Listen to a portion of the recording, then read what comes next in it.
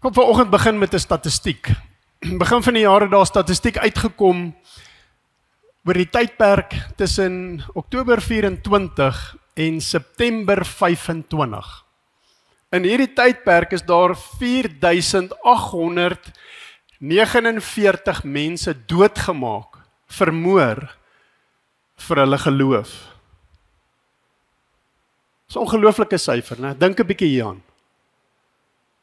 Ek wil hê jy moet 'n bietjie dink daaraan, hoekom sal enige iemand so leef?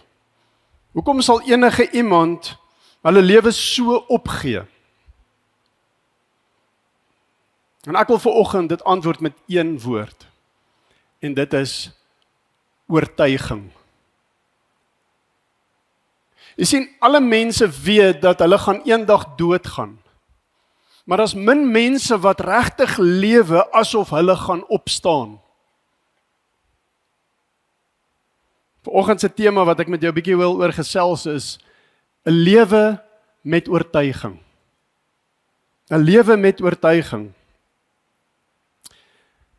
Die wêreld is nogal behep in top 10's, né? Weet nie of wie van julle se kinders nou in die top 10 deelgeneem het en jy hou van, waar is 'n ding gerank in die wêreld?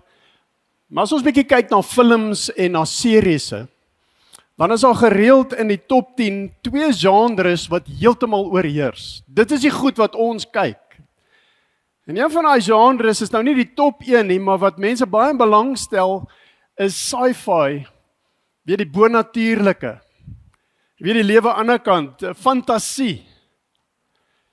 Is interessant hoe die wêreld behep is met dit wat ons niks eintlik van verstaan en weet nie. Maar dan is daar die oorgrote meerderheid van goed waarna die statistiek sê, ek en jy na kyk, is die goed wat gaan oor die lewe, dit gaan oor die realiteite van die lewe, dit gaan oor daai goeters in die lewe wat eintlik die dramas is, en wat dit kom sê vir ons, waaroor dit gaan is dat die realiteit waarin jy leef, is die enigste realiteit wat daar is. En dit gaan in hierdie stories gaan dit oor, die mens moet oorleef, die mens moet beheer neem, en God word eintlik uitgeskuiwe.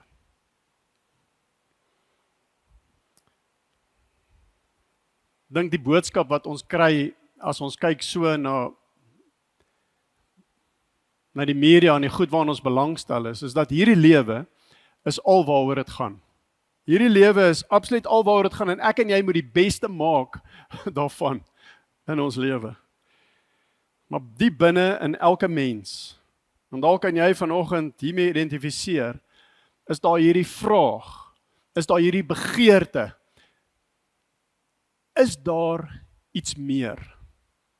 Is daar iets meer? C.S. Lewis het geskrywe,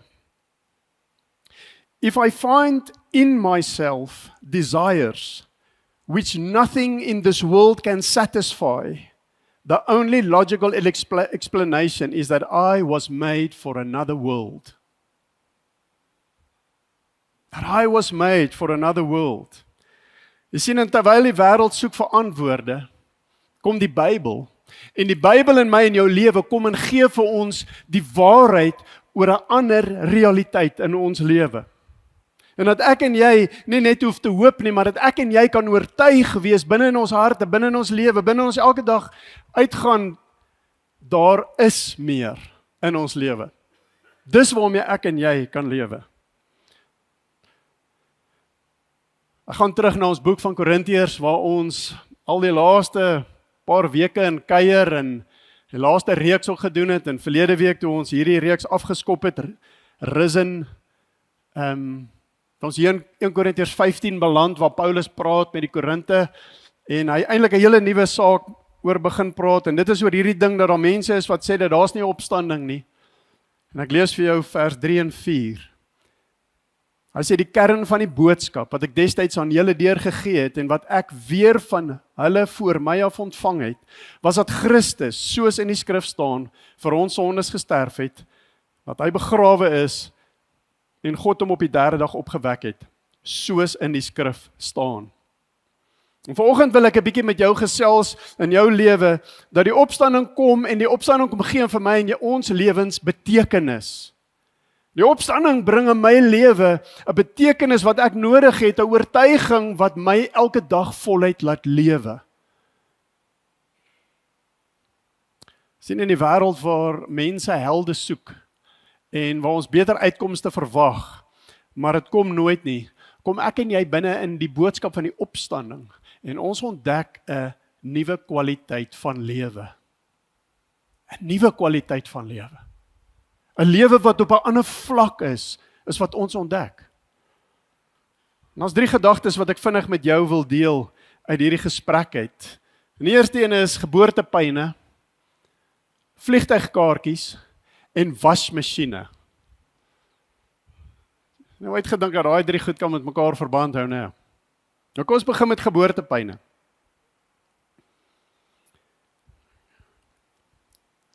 Vanoggend terwyl ek hier begin in hierdie oomblik, het iets baie besonders gebeur by my huis. Ek gaan deur my notas en ek is op hierdie spesifieke oomblik van geboortepyne en ek dink aan hoe gaan ek vanoggend hierdie met julle deel. En ek hoor iets buitekant. Sien, 8 dae gelede het mense ingeboek by ons het 'n Airbnb by ons huis. En die mense 10 dae geboek. Kom van alles ras af. Hulle kom in die dag, ek sê vir hulle hallo en hulle het die 10 dae geboek want die vrou is swanger en sy gaan kraam. En ek vra vir hulle, is dit julle eerste kind? En hulle kyk my altyd so, sê nee, is ons 5de. Ek besef toe onmiddellik dat hierdie twee is pros.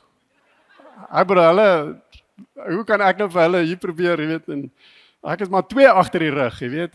Of kom ek sê ek was 'n toeskouer by 2. Want as dit kom by geboortepyne, né, dan sê hulle, dis een van die ergste vorm van pyne wat jy kan kry. Hulle sê so. En daai hulle is seker nie manne nie. Vir die laaste 8 dae, as hierdie 2 mense daar by die huis, ons in en uit, kan sien mense van alles ras, mense daar van die noorde, jy weet, regte boere mense. En hulle is in hulle 40s, hulle is nou net vroeg 40s. 5de kind.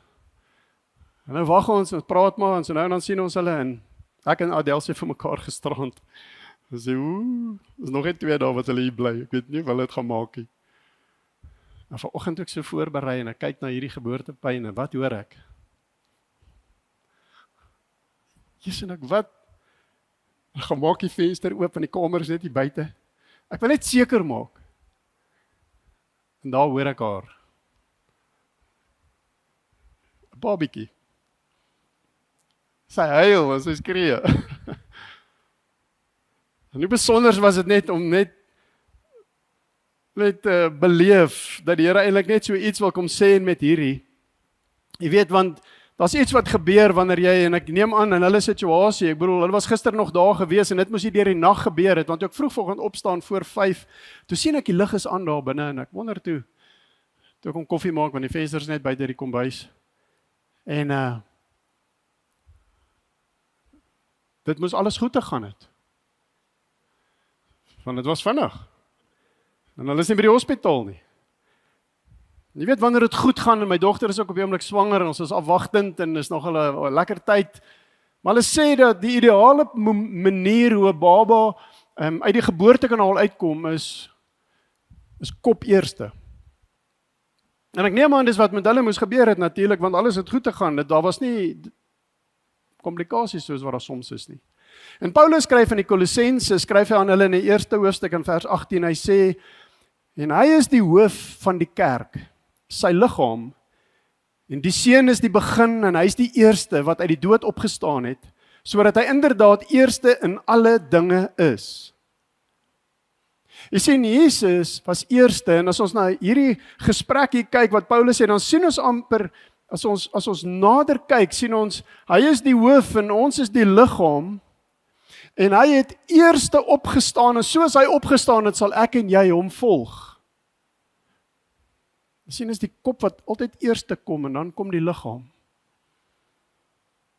En hy is ons voorbeeld, hy is die proto. Hy is die een wat ons vooruit gaan en ons sal soos hom wees in alles. En daarom kan ek en jy vas staan met hierdie ding dat sy lewe was 'n patroon vir my lewe. Dat my toekoms is vas aan Jesus. In Filippense 1 skryf Paulus, want vir my is die lewe Christus en die sterwe is wins. Jy sien wat ek ook al deurgaan in die lewe, of ek lewe en of ek sterwe, ek stel hom eerste in alles in my lewe. En ek leef van hierdie oortuiging af dat my lewe is nou sy lewe, dat soos wat hy was, so sal ek wees. En dit is nie net in die opstanding wat ek dit kan glo nie, dis vandag wat ek dit kan glo. En alles wat ek deurgaan, kan ek hierdie ding weet, dat die Here is by my,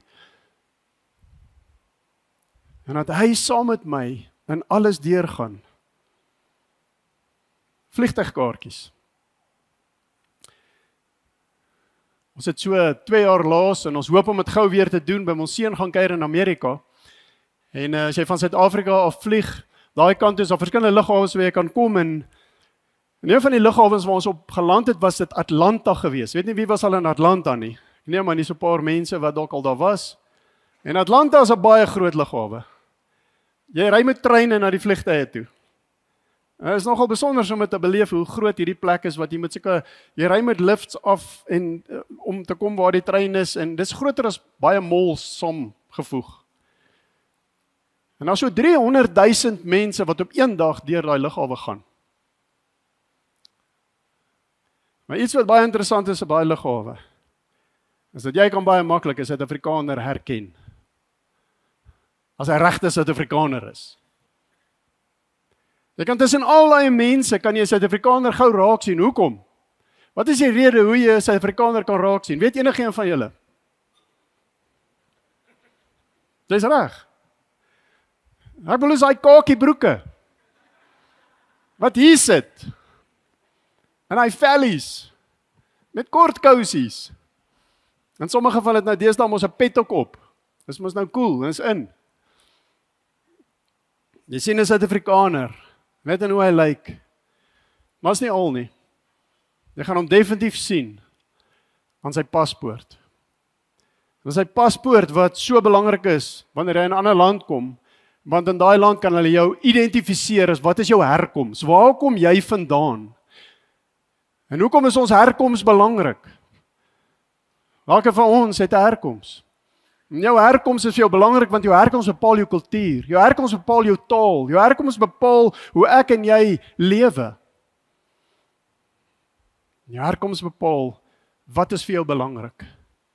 Enige seun wat in Amerika lank genoeg bly, sy ouers weet. Dis Marmite, peanut butter. Jy kan nou kies, cornflakes of Pronitro of jy moet dit stuur. Al sekere goed wat net vir ons so belangrik is. Paulus skryf aan die Filippense in die 3de hoofstuk vers 20 sê hy, ons daarteenoor het ons burgerskap in die hemel. En van daar verwag ons ook die Here Jesus Christus, ons verlosser. Jy sien, ek en jy het 'n nuwe paspoort. Jy het 'n nuwe paspoort in Jesus se bloed wat geteken is met sy handskrif in sy bloed.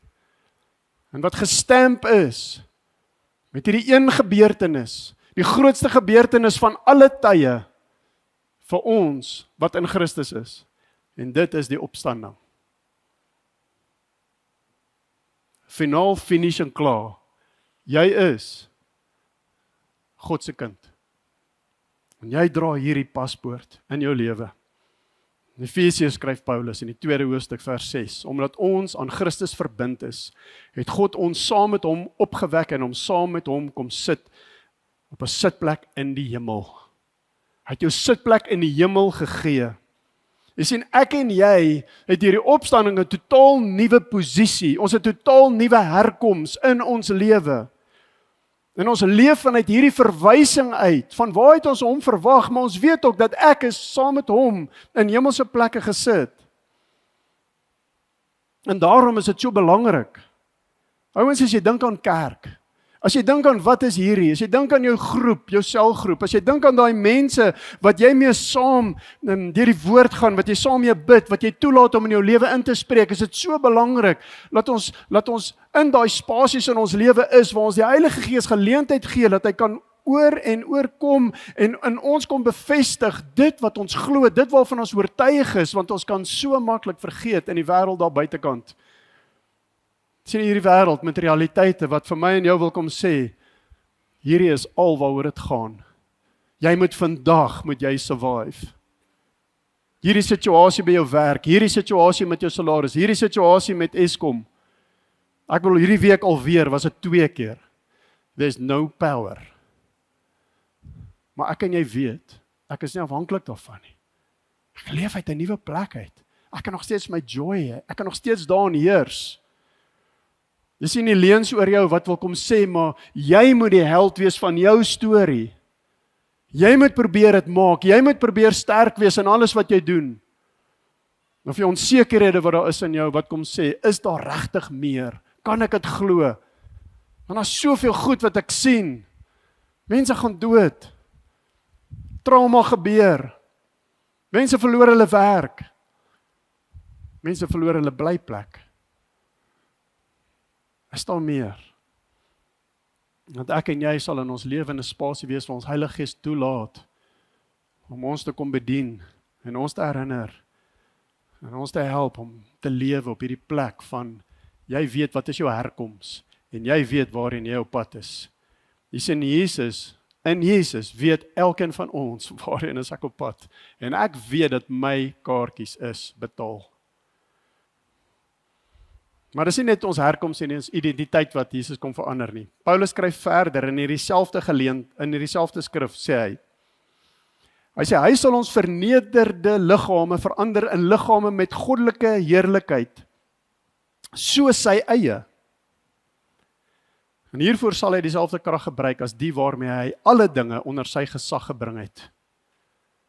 Daar is 'n krag, daar is goddelike krag wat in my en jou lewe 'n realiteit bring van 'n verandering. En as Paulus skryf hier van 'n aardse liggaam, beskryf hy dit baie besonder. Hy sê in Afrikaans is dit vertaal vernederde liggaam. In die Engels King James praat die King James vertaling van our vile body will be changed into his glorious body. Jy sien my en jou se liggaam is maar 'n bietjie herinnering vir ons kort van die erflating wat Adam vir ons gegee het. Ek lag so vir Derek Prince, bekende prediker, wat sê, you can drink the most expensive wine in the world. You can eat the most delicious, expensive steak. But soon you will find yourself that you have to go to the toilet. Ek en jy kan hierdie liggaam van ons kan hom toemaak met die mooiste klere, en die mooiste pakklere, mooiste rok aantrek, maar gaan sit 'n bietjie by 'n troue, 3:00 in die middag in die son van Gauteng, waar daar geen skade wees nie. En die bruid is 'n halfuur laat.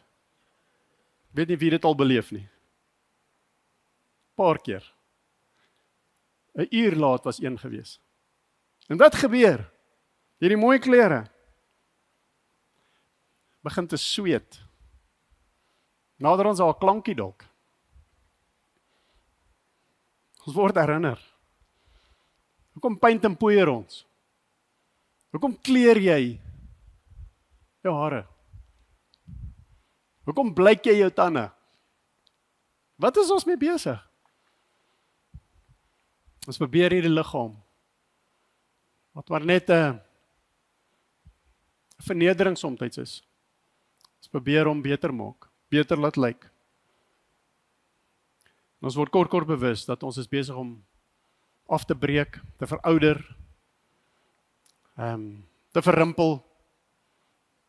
Soms is daar siekte, ons toestand in ons lewe, en selfs ook gevare wat ons liggaam aanval. So wat doen ons? Kruip ons weg? Probeer ons onsself net beskerm? Kan ons onsself beter maak? Tandarts probeer hulle bes. Plastiese chirurge probeer hulle bes. Estee Lauder probeer haar bes. Paulus skryf in 1 Korintiërs 15:29. Hy sê as die dooies hoegenaamd nie opgewek word nie. Hy sê, waarom sal ons lewens uur na uur in gevaar stel? Dag na dag verkeer ons op die randjie van die dood. In Korintiërs 15:32 sê hy, verder, waarom sou ek as ware met wilde diere in Efese geveg het, as dit alles verniet was? Hulle het die arenas gehad, waar hulle soms diere, leeu's op Christene losgelaat het. Paulus was een van daai. En Paulus vra die vraag, waarom sal ek myself opgee vir al hierdie goeders, wat my liggaam kan beseer, selfs doodmaak, as dit vir niks was nie. Jy sien, Paulus was een wat geleef het met hierdie oortuiging. Paulus het geleef met hierdie oortuiging van hierdie liggaam wat gaan opstaan, maar nie net met hierdie oortuiging van 'n liggaam wat gaan opstaan, hy het geleef met hierdie absolute oortuiging dat sy lewe maak saak. En dat ten spyte van wat aangaan en wat is toestand hy is en wat sy situasie is, en hy was baie keer selfs vasgebind en hy kon nie eers sy liggaam gebruik nie, het hy geweet dat hierdie liggaam van hom is ongelooflik belangrik vir die plan en die mandaat wat God het vir sy lewe. Dat hierdie liggaam maak saak, want dit is die plek wat God kies vir my en jou, waarin hy kom woon, waardeur hy wil kom, en hy wil die wêreld bedien met jou liggaam. Ek het van die ongelooflikste, kragtigste bedieninge al gehoor, van mense wat gelê het binne in 'n hospitaalbed. My en jou se liggaam is wat God kies, net soos jy is. Niks hoef te verander nie. Jy kan maar paint, jy kan maar kleur, jy kan doen net wat jy wil. God kies jou as sy voertuig op hierdie aarde vir sy gees om in te wees. Hy was nie afgesit deur jou pankop, jou velle wat hang,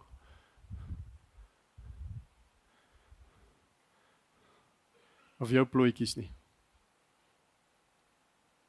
Sy heerlikheid en sy krag word in hierdie wêreld bedien deur jou nederige liggaam. Maar jy kan weet, daar's verseker meer. Jy sien, ek en jy is nie 'n Suid-Afrikaanse burger wat op pad is hemel toe nie. Ek en jy is 'n hemelse burger wat op hierdie aarde leef. Dis waarvan ons oortuig is. En dis dan wanneer ek en jy kom en ons begin anders te dink. Ons begin anders te besluite neem. My werksplek, my verhouding met my kinders, met my geld, met my betrokkenheid in hierdie lewe. Ek dink anders daaroor. My laaste punt. Wasmasjiene. Wie almal het 'n skorrelgoed wasmasjien? Daar's so 3 of 4. Ek het nog eens 'n algemene ding actually. So hier is nogal baie manne wat skorrelgoed was. Kry een regtig, dit help hoor. Ons het vir die laaste 33, 34 jaar het ons skorrelgoed wasmasjien. Ons het een gehad wat gehou het in hierdie tydperk vir ongeveer 28 jaar. Wonderlike masjien. Julle, ek weet nou van julle ook masjien het wat so lank hou nie. En die eendag toe breek hy, en hy breek so dat ons kan hom nie laat regmaak nie. Hierdie indestructible indesit. En jy kry nie weer daai masjiene nie, en ons kry toe een tweedehands by vriende wat se pa na after die oor toe gaan, en hier's 'n masjien, jy kan sê die pa het hom nooit gebruik nie, hy het daar in sy huis gestaan, maar hy's net so oud soos 'n ander masjien. Maar hy's nog nooit gebruik, jy kan dit sien as jy hom oopmaak, en ons sê toe, ons vat die masjien, was goedkoop prysie gewees, installeer hom. En die laaste 2 jaar het ons dan met die masjien saam geleef. Wat ek nou vir jou sê, jy is gewaarborg as jy skorrelgoed daar insit, kom hulle uit met baie vlekke. Hulle is vol kosvlekke. Die masjien het 'n vermoë om 'n skorrelgoed nie skoon te maak nie. So ek kon dit toe nou hou, ek en Adel kon dit hou tot Desember toe. So toe Desember toe gaan ons, en ons koop toe vir ons 'n Kerspresent. en ons koop vir ons 'n nuwe masjien. Maar iemand se kan aanraal na spuitertjies en goeters. Julle, as daai borde uitkom, splinternuut. Dis ongelooflik, vlekkeloos. En in Johannes skryf Johannes vir ons in Johannes 3 en hy sê geliefdes, ons is nou reeds kinders van God, maar dit is nog nie duidelik wat ons sal wees nie. Ons weet, ons hoor, ons is nog nie heeltemal seker nie. Wat ons wel weet, is dat ons net soos hy sal wees wanneer hy verskyn. Soos wat hy is, so sal ek en jy wees. En ons sal hom dan sien soos hy regtig lyk. En almal wat uit hierdie Christus verwagting leef, hou hulle self vlekkeloos soos hy vlekkeloos is.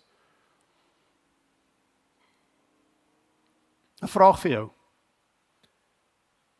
Glo jy dat jy gaan van aangesig tot aangesig voor Jesus staan? Glo jy dit? Dat jy eendag voor hom gaan staan?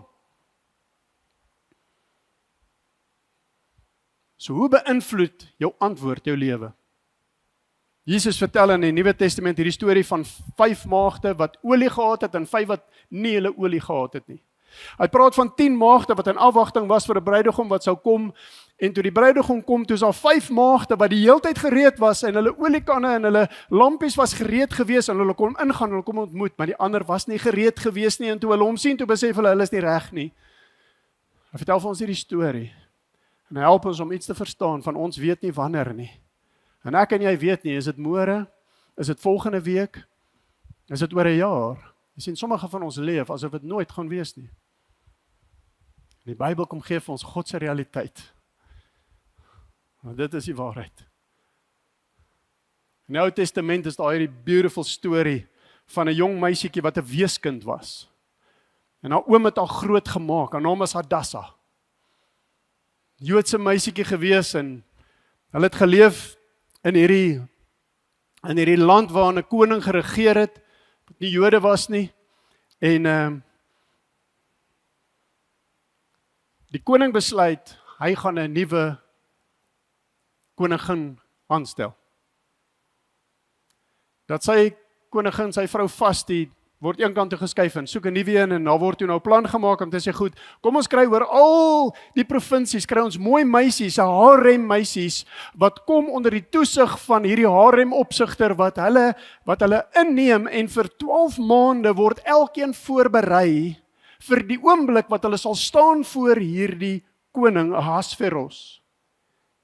En hierdie meisietjie se ander naam was Ester gewees en toe Ester die dag voor die koning kom, was dit gewees na 12 maande se konstante elke dag voorbereiding van hoe sy lyk, hoe sy praat, hoe sy ruik, hoe sy optree, want sy moes haarself voorberei om te kan vir hom aanvaarbaar wees om soos 'n koningin op te tree.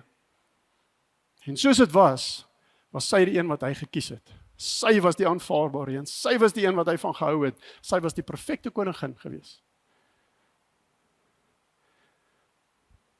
Nou is ek en jy in afwagting. Nou is ek en jy in, ons het die geleentheid vir voorbereiding. Maar nie om voor die koning te verskyn, koning Jesus, die bruidegom, sodat hy my sal aanvaar nie. Want hy het my reeds aanvaar. Die kruis en die opstanding is die bevestiging van 'n perfekte prys wat betaal is vir jou om deel van hom te wees, om sy bruid te wees. Jy is reeds aanvaar. 10 uit 10. Daar's niks wat jy kan byvoeg nie. Nie paint, nie poeier, nie haarkleur, nie net jouself wees. Want God like jou net soos jy is. En Jesus het met sy bloed jou kom perfek verklaar. Heilig verklaar. Soos hy verklaar. En dit is op 'n gelyke vlak wat hy jou kom plaas het in sy bloed. En hy sê vir jou, sal jy myne wees? En jou antwoord, in daai doopbad, as iemand wat geglo het, en wat 'n besluit gemaak het is, Here, ek het ja gesê vir U. Dis wat daai verteenwoordig in Marius se woordeskat.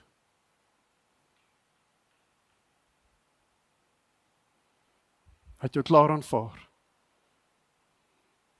So hoe lewe ek?